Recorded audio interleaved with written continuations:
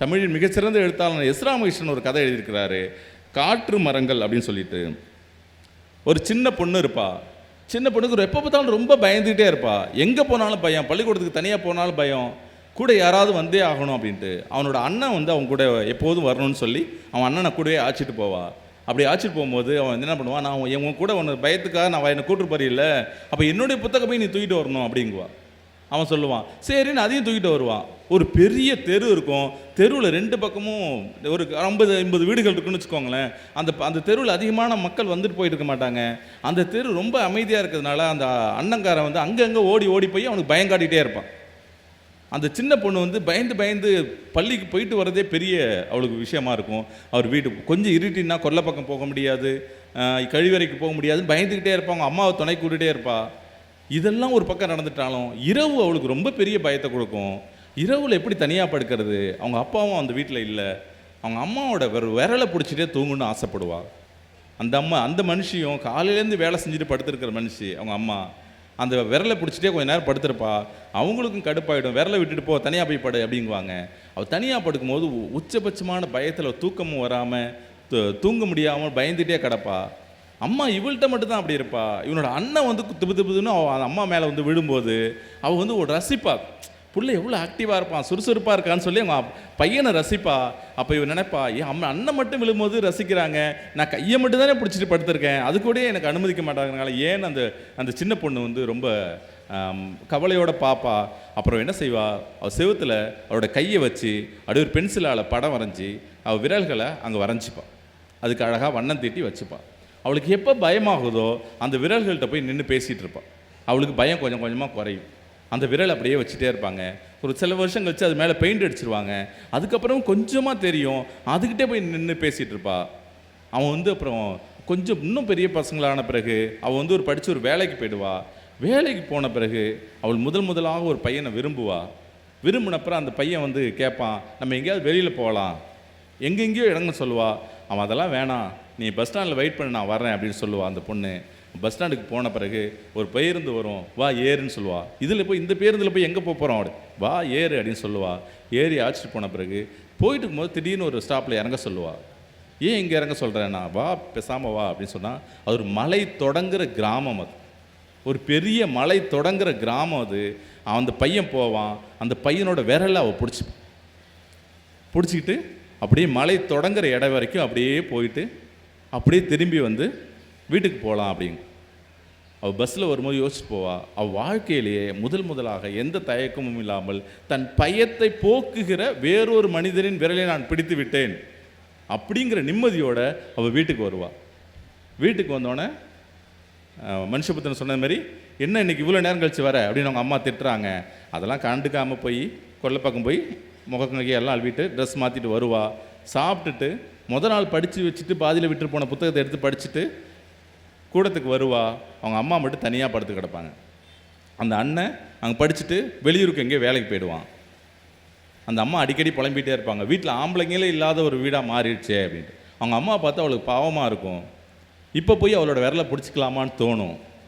ஆனால் சின்ன வயசில் இப்படி நடந்ததை அவளால் மனசுலேருந்து திறக்கவே முடியாது. அப்பயும் போய் செவுத்தில் ரொம்ப மங்களாக தெரிஞ்ச கைகளை வச்சு வரைஞ்சிருப்பா இல்லையா, அந்த இடத்துல போய் அந்த இடத்த போய் கொஞ்சம் நேரம் பார்த்துட்டு போய் மறுபடியும் படுத்து தூங்கிடுவா அப்படின்னு கதை முடியும். நண்பர்களே, இது ரொம்ப சாதாரண கதையாக நமக்கு தோணலாம். அந்த அம்மா ஏன் அந்த தன்னோட பெண் வந்து கைகளை பிடிச்சிக்க விரலில் பிடிச்சிக்கலன்னு சொல்லும் போது ஏன் மறுக்கிறாங்க? அந்த அம்மா கைகளை கொடுப்பதல்ல பிரச்சனை, தன் மகளுக்கு கைகளை பிடிக்காமல் ஏன் தூக்கம் வரலன்னு தெரிஞ்சுக்கணும் இல்லையா? அதுதானே அம்மாவோட முக்கியமான வேலை. தன் விடிய விரலை பிடிச்சிட்டே தூங்குன்னு சொல்கிறது வந்து நல்ல அம்மாவாக இருக்க முடியுமா? கைகளை பிடித்து கொள்வதற்கு பின்னாடி அவளுக்கு ஒரு காரணம் இருக்கு இல்லையா? அந்த பயத்தை போக்குவதற்கு அந்த அம்மா என்ன செஞ்சாங்க அப்படி என்பதாக தான் இந்த கதையை நம்ம பார்க்க வேண்டியது. நம்ம வீட்டில் இருக்க குழந்தைங்களும் இப்படி நம்மள்கிட்ட வந்து கேட்டுகிட்டே இருப்பாங்க. ஏதோ ஒன்று நம்ம வந்து தள்ளி வச்சுக்கிட்டே வந்துக்கிட்டே இருப்போம். அது என்னன்னு நம்ம தேடுவோம். அது விரலாக படிக்கிறதா இருக்காது, தான் சொல்கிறத கேட்குறதா இருக்கலாம். ஃபோனை வச்சுட்டு நான் என்ன சொல்கிறேன்னு கேளு அப்படின்னு சொல்லலாம். இந்த டிவி வைக்காத, எனக்கு பிடிக்கல, எனக்கு பயமாக இருக்குது, நியூஸ் எப்போ பார்த்தாலும் ஏதாவது அடித்து விடுறாங்க, ஏதோ ஒரு மோதிர மாதிரி காட்சிகளாக வருது, இந்த சேனலை வைக்காதன்னு உங்களுக்கு சொல்லிக்கிட்டே இருக்கலாம், அதை நம்ம கேட்காம இருந்திருக்கலாம்.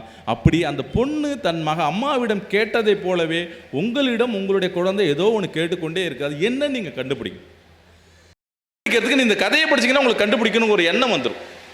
ஏன் நம்ம கதையை படிக்கணும், ஏன் கதைகளோட குழந்தைங்க மட்டும் இல்லை பெற்றோர்களும் கதைகளோடு விளையாட வேண்டிய ஒரு தேவை இருக்குது. அப்படி நீங்கள் படிச்சிங்கன்னா இந்த கதையின் வழியாக நீங்கள் அதை புரிஞ்சிக்க முடியும்.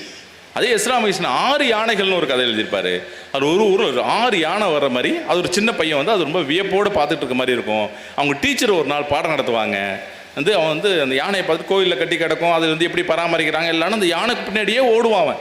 ஒரு நாள் யானை பாகன் என்னடா என்ன பின்னாடியே வரேன்னு சொல்லி அந்த பையனை தூக்கி அந்த யானை மேலே ஏறி உட்கார வச்சிருவான். உட்கார வச்சு வா அப்படின்னு சொல்லிட்டு பின்னாடி பிடிச்சிட்டே வருவான். முதல்ல சொன்னது மாதிரி அந்த சிறுமியை பிடிச்சிட்டு இருக்க மாதிரி அவனை பிடிச்சிட்டே வருவான். அந்த யானை எல்லாத்தையும் காசு வாங்கி யானை பாகன்ட்டு கொடுத்துட்டே இருக்கும். ஒரு கட்டத்தில் ஒரு திருப்பத்தில் என்ன பண்ணுவான், யானை பாகன் கீழே இறங்கிடுவான். அந்த சின்ன பையன் மட்டும் யானை மேலே உட்காந்துட்டே இருப்பான். அவனுக்கு திடீர்னு பயமாயிடும், என்னடா யானை, இந்த யானையை நம்ம தான் இயக்குறோமோ அப்படிங்கிற மாதிரியான ஒரு பெருமிதமும் இருக்கும், பயமும் இருக்கும். அப்படியே வருவான், அந்த யானை எல்லாத்தையும் காசு வாங்கி மேலே இருக்க இவன்ட்டு தான் கொடுக்கும். அதை வாங்கி வச்சுப்பான். அதை அவங்க அப்பா பார்த்துட்டு தொலைச்சி எடுத்துருவார், யானை பின்னாடியே போகக்கூடாதுன்னு சொல்லுவார். அந்த யானை மீது அவனுக்கு ஒரு பெரிய ஆர்வம் வந்துடும். அவங்க டீச்சர் அன்றைக்கி சொல்லிக் கொடுப்பாங்க, யானைகள்லாம் எங்கே இருக்குது தெரியுமா, ஒரு பெரிய காட்டில் இருக்கும் அப்படின்னு சொன்னப்ப, டீச்சர் யானை காட்டிலலாம் இருக்காது, அது கோவிலில் இருக்கும், பெரிய மரங்களை மூங்கில்லாம் சாப்பிடும். மூங்கில்லாம் சாப்பிடாது, அது ஒரு யானை பார்க்கணும் பெருசாக உருட்டி சாதம் கொடுப்பாரு, அதுதான் சாப்பிடும் அப்படிங்குவான். அப்படி சொல்லும் போது அவங்க என்னடா இப்படி சொல்கிற அப்படின்னு சொல்லி அவங்களுக்குள்ள ஒரு கான்வர்சேஷன் நடக்கும். நீங்கள் டீச்சர்கிட்ட உரையாடுறதுக்காவது ஒரு கதைகள் அவங்களுக்கு பயன்பட்டுருக்கு இல்லையா, இல்லைன்னா அவங்க சொல்கிறது அப்படியே கேட்டுட்டு வந்திருப்பாங்க ஒரு உரையாடுறதுக்காக. அப்புறம் அவங்க டீச்சர் சொல்லியிருப்பாங்க, அது யானை இப்படி ஆயிருக்கு, ஒரு காட்டு விலங்கு, இவங்க வீட்டு இது ஒரு சமூக விலங்காக பழக்கப்படுத்திருக்காங்க அப்படின்னு ஒரு உரையாடல் போயிருக்கும் இல்லையா. அதன் மூலியமா வகுப்பறை வேறொரு கோணத்துக்கு மாறி இருக்கும் இல்லையா. அதுக்கு இந்த கதைகள் தான் உதவியார்.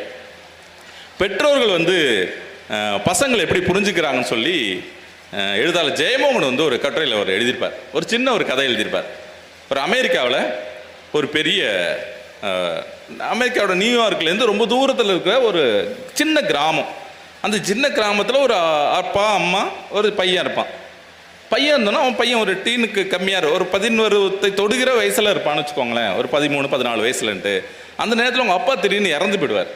உடனே அவங்க அம்மா அங்கே இங்கே எல்லாத்தையும் தேடி யார்கிட்டையோ கடன்லாம் வாங்கி ஒரு $20 அந்த பையன் கையில் கொடுத்து, நீ எப்படியாவது நியூயார்க் போயிடு, நியூயார்க்கில் உங்கள் அப்பாவோட நண்பர் ஒருத்தர் பெரிய பேக்கரி வச்சுருக்காரு, நீ அங்கே போய் அவர்கிட்ட ரொட்டி சுடுறது எப்படின்னு கற்றுக்கோ, அது கற்றுக்கிட்டீங்கன்னா உன் வாழ்க்கையை எப்படியாவது ஓட்டிடலாம் அப்படின்னு சொல்லி அந்த பையனை எப்படியாவது ட்ரெயினில் ஏற்றி அனுப்பிச்சிடுவார்.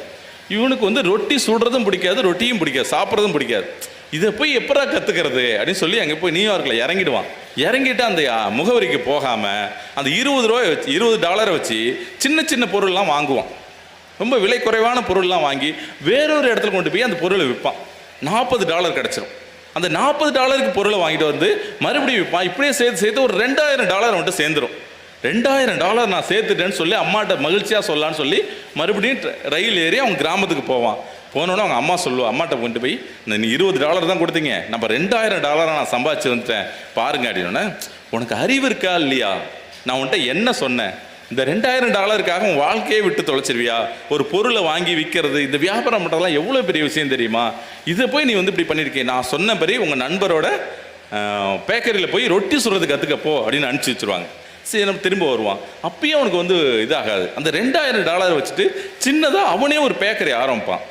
அது ஒரு 2 வருஷத்தில் பெரிய பேக்கரியாக மாறிடும். பெரிய அளவுக்கு நகரத்தில் ஒரு முக்கியமான ஒரு பேக்கரியாக மாறிடும். உடனே மறுபடியும் அவங்க அம்மாட்ட போய் ட்ரெயின் ஏறி போய் அவங்க அம்மாட்ட போய், நான் ஒரு பெரிய பேக்கரியை வச்சுட்டேம்மா, எங்கிட்ட இத்தனை பேர் வேலை செய்கிறாங்க அப்படின்னு சொன்னால், அவங்க அம்மா இப்போ இது எத்தனை வயசானாலும் உனக்கு அறிவுனே உனக்கு வராதா, மூளையே வளராதா, நான் உன்கிட்ட என்ன சொன்னேன், நியூயார்க்கில் இருக்க உங்கள் அப்பாவோட நண்பர்கிட்ட போய் ரொட்டி சுட கற்றுக்கிறதானே உன்னை சொன்னேன், நீ கற்றுக்கிட்டீங்கன்னா நீ கடைசி நாள் வரைக்கும் நீ சந்தோஷமாக இருக்கலாம், கைத்தொழில் கற்றுக்கிட்ட மாதிரி இருக்கும் அப்படின்னு சொன்னேன்னே. என்னடா இந்த அம்மா இப்படி சொல்கிறாங்கன்ட்டு மறுபடியும் போய் அந்த தொழிலை அவன் அங்கே போக மாட்டான். அப்படியே அந்த பேக்கரி இன்னும் டெவலப் பண்ணி பெரிய தொழிலதிபராகி அந்த மாகாண சபையோட இந்த நம்ம எம்பி மாதிரி அங்கே ஒரு மாகாணத்துக்கு வர இதாவாங்களே அதை மாதிரி ஆகி அவங்க அம்மாட்ட போய் சொல்லுவான். அவங்க அப்பாவும் அவங்க அம்மா வந்து, நான் சொன்னது கேட்காம நீ ஏதோ ஒன்று பண்ணிகிட்டு இருக்க, நீ பண்ணுறது எனக்கு பிடிக்கவே இல்லை, இது எல்லாத்தையும் விட்டுட்டு இப்போ கூட ஒன்றும் ஆகலை, நீ மறுபடியும் அந்த அவர்கிட்ட போய் நீ ரொட்டி சுட கற்றுக்க அப்படின்னு சொல்லுவாங்க. என்னடா பண்ணுறது சொல்லிட்டு மறுபடியும் போய் இப்போ அதுலேயும் போயிட்டு ஒரு அமெரிக்காவோட அதிபராக ஆகிடுவான் அடுத்த 10 வருஷத்தில். இப்போ திரும்ப காரில் ஊருக்கு போயிட்டு இருப்பான். ஊருக்கு ஆகிட்டு போயிட்டு இருப்பான். அவன் யோசிச்சுட்டு இருப்பான், நான் அமெரிக்கா அதிபராக ஆகிட்டேன்னு சொன்னான், இப்போ அம்மா என்ன சொல்லுவாங்க, இதெல்லாம் வேணாம், போய் உங்கள் ஃப்ரெண்டுகிட்ட உங்கள் அப்பாவோட ஃப்ரெண்டுகிட்ட போய் ரொட்டி சுட கற்றுக்குன்னு தான் சொல்லுவாங்களா அப்படின்னு சொல்லிட்டு அப்படின்னு நினச்சிக்கிட்டே போகிற மாதிரி அந்த கதை முடியும். நாம் பெற்றோர்கள் பிள்ளைகளை எப்படி புரிஞ்சு வச்சுருக்கோம்? கதை வேடிக்கையாக இருக்கலாம், ஆனால் நீ உங்கள் குழந்தைகிட்ட நீங்கள் பேசுகிற உரையாடலில் எடுத்து பாருங்கள், நீங்கள் அந்த அம்மா சொல்கிற மாதிரி தான் சொல்லியிருப்பீங்க பல விஷயம். நான் சொன்னதை செய், 4 3 7 3 4 7 அதை விட 4 3 7 தான் சொல்லணும் அப்படின்னு எத்தனை விதமாக நாம் குழந்தைகளை கையாண்டிருக்கோம். பெற்றோர்கள் குழந்தைகளை எப்படி புரிந்துக்கிறோம்? அவங்களுடைய நீங்கள் சொல்கிற ஒரு வேலையில் அவனுடைய கற்பனை திறனையோ அல்லது அவன் ஏற்கனவே போய் ஒரு பார்த்த விஷயத்தையும் சேர்த்து ஒன்று சொன்னால், அதெல்லாம் செய்யாத, நான் சொன்னதை செய்யப்போ அப்படின்னு எத்தனை முறை சொல்லியிருக்கோம். இப்போ அந்த அம்மா சொன்னதை கேட்டு பல பேர் சிரிச்சிங்க, அதே சிரிப்பு தான் நீங்கள் சொன்னதுக்கு பின்னாடி இருக்குது. அல்லது நான் என்னையும் ஒரு பெற்றோராக, எனக்கு ஒரு மகள் இருக்கா, நான் என்னையும் தான் சேர்த்து சொல்கிறேன், நாம் அப்படி தான் இருக்கிறோம், நம்ம அப்படி தான் புரிஞ்சுக்கணும். இதெல்லாம் நம்ம வெளில வர்றதுக்கு கதைகள் தான் நமக்கு ஒரு பெரிய ஒரு விஷயமா இருக்கும். அம்மாக்கள்னோடனே ஒரு பெரிய இது இருக்கும். பஷீர்னு ஒரு இந்தியாவின் மிக புகழ்பெற்ற ஒரு எழுத்தாளர் இருக்கார். அவங்க அம்மாவை பற்றி ஒரு கதை எழுதியிருக்கார். கதையின் தலைப்பே அம்மா தான். அம்மா பஷீர் எங்கேயோ வெளியூரில் இருப்பார். ஒரு கடிதம் எழுதுவாங்க அவங்க அம்மா. அந்த அம்மா எழுதும் போது அவனை பார்க்கணும் போல் இருக்கு, எனக்கு இன்னும் ஒன்று பார்க்கறதுக்கு வாய்ப்பு இருக்கா அப்படி மாதிரி கடிதம் எழுதுவாங்க. உடனே அவர் வந்து தான் வந்து வெளியில் போனது, அங்கங்கே பணம் சம்பாதிக்க போனது, அப்படி இப்படின்லாம் எல்லா இதையும் சொல்லிவிட்டு அவர் வந்து ஒரு உப்பு சத்தியாகிரகம் நடந்தப்போ அப்போ அவர் போய் போராட்டத்துக்கு போகிறார். அப்போ ஒரு 14 பேரை கைது பண்ணும்போது பஷீரையும் சேர்த்து கைது பண்ணுறாங்க. அப்போ அடி விழுறப்ப என்றார், எண்ணிக்கிட்டே வரேன், 17க்கு மேலே என்னால் எண்ண முடியல, அவ்வளோ வலி இருந்துச்சுன்னு சொல்லி அதுக்கப்புறம் அவருக்கு 3 மாதங்கள் சிறை தண்டனை கிடைக்குது. சிறை தண்டனை முடித்த பிறகு அவர் அங்கேருந்து சிறையிலேருந்து வெளில வராரு. வெளில வந்து உடனே போகாமல் தன்னை அடித்த காவல்துறை அதிகாரி எப்படியாவது பழி வாங்கணும்னு நினச்சி அதுக்கு திட்டமெல்லாம் பண்ணுறாரு. அப்புறம் யாரோ அது திட்டத்தை அதெல்லாம் சரி வராது சொல்லி அனுப்பிச்சிடுறாங்க. இப்படி எப்படி வீட்டுக்கு போகிறது? அங்கங்கே அடித்து முகம்லாம் வீங்கி அங்கங்கே வீக்கமாக கிடக்குது. இப்படியே போனால் வீட்டில் என்ன இது எப்படி சொல்லுவாங்கன்னு சொல்லிட்டு இப்படியே ஒரு 2-3 வாரத்தை ஓட்டிடுறாரு. ஒரு நாள் திடீர்னு அவருக்கு வந்து அம்மா மேலே ஒரு நினைப்பு வந்துச்சு. பஸ்ஸில் கிளம்பி போகிறார். கிளம்பி போனால் விடிய காலையில் ஒரு 3 மணிக்கு போகிறார். 3 மணிக்கு போகும்போது அந்த வந்து கதவு திறந்தே இருக்குது. அந்த வீட்டுக்குள்ளார போய் அந்த முற்றத்திட்ட போகிறாரு. பா வந்துட்டியாப்பா, சாப்பிட்டியா அப்படிங்கிற குரல் கேட்குது. அது அவங்க அம்மாவோட குரல். அவன் வந்து சாப்பிட்டேன் அப்படின்னு சொல்கிறான். என்ன சாப்பிட்ட அப்படின்னு சொல்லி ஏஞ்சி சமயக்கட்டிலேருந்து சாப்பாடு எடுத்துகிட்டு வந்து அவங்க வந்து பஷீருக்கு அவங்க பரிமாறுறாங்க. பரிமாறினோடனே பஷீர் அப்போ ஒரு கேட்பார். அதுக்கு அவங்க அம்மா சொன்னது தான் அவ்வளோ அற்புதமான ஒரு கதை. அதுக்கு முன்னாடி கதை ரொம்ப பெரிய கதை, அதெல்லாம் அவருடைய வாழ்க்கை வரலாறுலாம் வரும். ஆனால் கடைசியாக அந்த பஷீரோட அம்மா சொல்கிறது தான் கதையோட உச்சமாக இருக்கும். பஷீர் கேட்பார், நான் இன்றைக்கி வருவேன்னு உனக்கு தெரியுமா? தெரியும், தினமும் நீ வருவன்னு தான் சமைச்சு வச்சுருக்கேன் அப்படின்வார். 3 மாதங்களுக்கு மேலாக தினமும் தன் பிள்ளை வந்துருவான்னு சமைத்து வைத்து கொண்டு தூங்காமல் காத்திருந்தாங்க அவங்க அம்மாவை பற்றியெல்லாம் கதையை சொல்லும்போது இந்த பஷீருடைய கதைகளை சொல்லாமல் அந்த அமர்வை நிறைவேற செய்யவே முடியாது. நீங்கள் வாய்ப்பு கிடைத்தால் பஷீரின் சிறுகதைகள்னு ஒரு நூல் இருக்குது, அதில் அம்மா கதையை மட்டுமாவது நீங்கள் வாசிங்க, உங்களால் அழாமல் வாசிக்கவே முடியாது. அவ்வளோ அற்புதமான ஒரு கதை. அதில் பஷீரை பற்றியும் தெரிஞ்சுக்கலாம், பஷீரோட அம்மாவை பற்றி தெரிஞ்சுக்கலாம். ஒரு இது அப்படி ஒரு வாழ்க்கையை வந்து எப்படியான பெண்கள் நம்ம வந்து இவ்வளோ கொடுத்துட்ருக்கோம், பெண்களுக்கான எப்படியான வாழ்க்கையை நம்ம கொடுத்துட்ருக்கோம் அப்படிங்கிறது. பஷீர் அவர் ஆனால் இவ்வளோ பேசுகிறாரே, பஷீர் ரொம்ப சீரியஸான ஆளா, ரொம்ப அழுவுற கதை தான் எழுதுவாரான்னு நினைக்காதீங்க. அவர் ரொம்ப பகடியான ஆள். ஒரு முறை பஷீர் வந்து போலீஸ்லாம் தேடுற மாதிரியான பல்வேறு வாழ்க்கை முறை அவருக்கு இருக்குது. அவர் ஒரு முறை வந்து எப்போ சாப்பிட்டோன்னு தெரியாமல் அவர் அலைஞ்சிட்டு இருந்த காலம், லைட்டாக மயக்கம் வர்ற மாதிரி தெரியுது. ஒரு கட்டை இருக்குது, கட்டை மேலே தூக்கி காலை வச்சிடறாரு. காலை வச்சு மயக்க அடித்து விழுந்துடுறாரு. அவர் கண்ணு விழிக்கும் போது ஒருத்தன் மடியில் படுத்துக்கிருக்காரு. அவன் வந்து என்னப்பாச்சு அப்படின்னு சொல்லி அவர் எடுத்துகிட்டு வந்து தண்ணியை அந்த பஷீரோட வாயில் ஊற்றுனோன்னு கொஞ்சம் இதாச்சு, நெஞ்சு தடவி விடுறார். நெஞ்சை நீவி விட்டுட்டு அவனை ஒரு தூணில் சாய வச்சுட்டு அவர் மதியம் எடுத்துகிட்டு போகிறதுக்காக சாப்பாடு டிஃபன் பாக்ஸ் கொண்டு வந்தார்ல, அதை எடுத்து அவனுக்கு ஊட்டி விடுறார். ஊட்டி விட்டோன்னே பஷீருக்கு தான் மயக்கம் அடைஞ்சது, தான் இப்படி கிடக்கிறத தாண்டி எதுவுமே அறிமுகமே இல்லாத ஒரு மனுஷன் நம்ம மேலே இவ்வளோ பரிவோடு நடந்திருக்கானேன்னு அவருக்கு நெகிழ்ச்சி ஆகிறாரு. சாப்பாடு ஊட்டினது மட்டும் பார்த்தது இல்லாமல் மீத இருக்க சாப்பாடை கொடுத்து, நீ ரொம்ப நாளாக பசியாக இருக்க மாதிரி இருக்கு, நீ சாப்பிடுன்னு கொடுத்துட்டு அவர் போனவர் திரும்ப நீ வீட்டுக்கு போக காசு வச்சுருக்கியா, அப்படி காசு வச்சுருந்தா சாப்பிட்ருப்பியா அதுக்கு பதில்னு சொல்லி அவர் பையிலேருந்து ஒரு 2-3 ரூபா, அப்போ அவருடைய காலத்தில் 2-3 ரூபா எடுத்து கையில் கொடுத்து, நீ வீட்டுக்கு போ, பத்திரமா போ, நீ போகிற வழியில் பசிச்சுதுன்னா சாப்பிட்டுட்டு போன்னு சொல்லி கொடுத்துட்டு போகிறாரு. அப்புறம் கொஞ்ச நாள் ஆகுது, அவர் இயல்பாக ஆயிடுறாரு பஷீர். ஒரு 6-7 மாதங்களுக்கு பிறகு ஒரு கடத்தல் நடந்து போயிட்டு இருக்காரு. அவர் கிராஸ் பண்ணி ஒரு ஜீப் ஒன்று போய் நிற்கும் போது அதுலேருந்து ஒரு ஆளை தரன்னு பிடிச்சி இழுத்துட்டு போகிறாங்க. போய் பக்கத்தில் இருக்க சிறைக்குள்ளார இழுத்துட்டு போகிறாங்க. அவர் முகத்தெல்லாம் அந்த இழுத்துட்டு போன ஆளை முகத்தெல்லாம் குத்தி ரத்தம் வலியுது.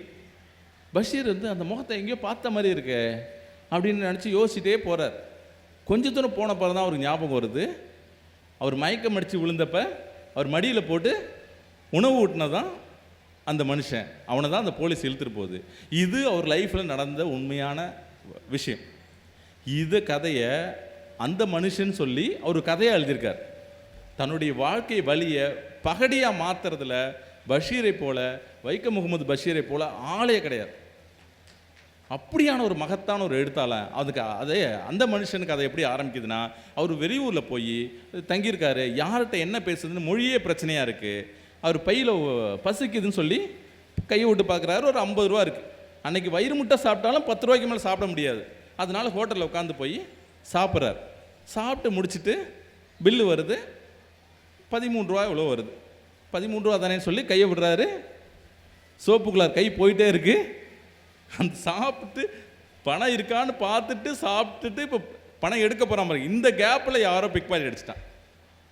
அவருக்கு என்னடா பண்ணுறதுன்னு சொல்லி போய் அந்த கல்லால் இருக்க முதலாளிகிட்ட போய், நான் ரொம்ப நல்ல மனுஷன், சரி நான் ரொம்ப கௌரவமான குடும்பத்தில் பிறந்தவன், சரி இருந்துட்டு போ, எங்கள் வீட்டில் யாருக்கும் இப்படி ஒரு நிலைமை ஆனதில்லை, என்னன்னே சொல்லாமல் நீ இப்படி புலம்பிகிட்டு இருக்கே, நான் ரொம்ப கௌரவமான விஷயம், எங்கள் வீட்டில் நிறைய பேர்லாம் சாப்பிட்ருக்காங்க, அதெல்லாம் இருக்கட்டுப்பா, ஏன் என்கிட்ட சொல்கிற, நான் கையில் காசு எடுத்துகிட்டு தான் வந்தேன், ஆனால் சாப்பிட்டு முடிக்கும் போது பாக்கெட்டை யாரோ அடிச்சிட்டாங்க, தெரியும்டா, இப்படி தான் டெய்லி 10 பேர் இங்கே வந்துட்டுருக்கீங்களே, அது எப்படி ஒன்று விடுறது அப்படின்னோடனே, இல்லை நிஜமாகவே நான் காசு எடுத்துகிட்டு வந்தேன் அப்படி, அதெல்லாம் முடியாது, நீ உன் சட்டையை கலட்டு அப்படின்னோட மேலே ஒரு கோட்டு மாதிரி போட்டிருக்கார், அந்த கோட்டை கலட்டி வைக்கிறார்.